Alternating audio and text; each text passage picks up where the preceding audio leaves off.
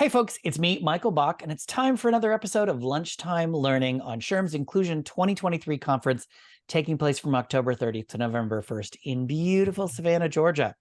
Today, I'm joined by Joy Johnson-Carruthers, founder and CEO, J Training Solutions, whose session title, Words Matter, the Case for Inclusive Communications Across Generations, takes place Monday, October 30th at 10:30 a.m. Welcome, Joy.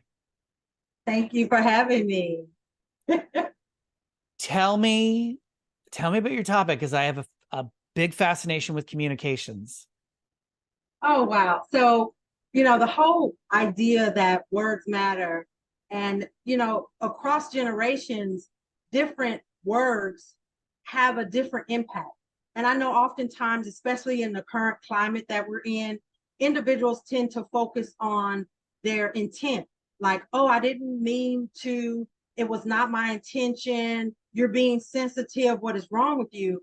And, my goal in working with, especially with individuals who are tasked with working across differences, across generations, across, all the myriad of things that will show up in the workforce, right?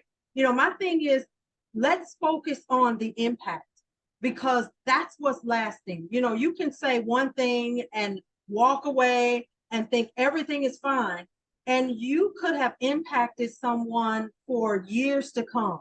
And we hear all the time about individuals who, may be in sports or at the top of their career and say, well, I had a teacher or I had someone tell me I was never going to amount to anything. And so we have, this rich history and, a million examples of why and how words and phrases and just nuances, sometimes even our body language impacts other people, yet we still continue to lean into, well, it wasn't my fault, or, I didn't intend to, or, why is everybody so politically correct? When we really need to lean into the impact.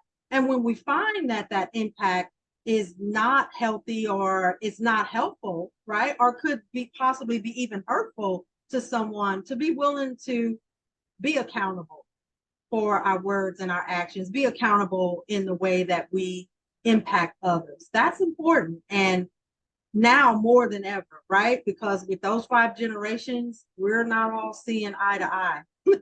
It takes a little more work. Absolutely. I could talk about this for a long time. So tell me, what do you want attendees to come away from your session with a better understanding of?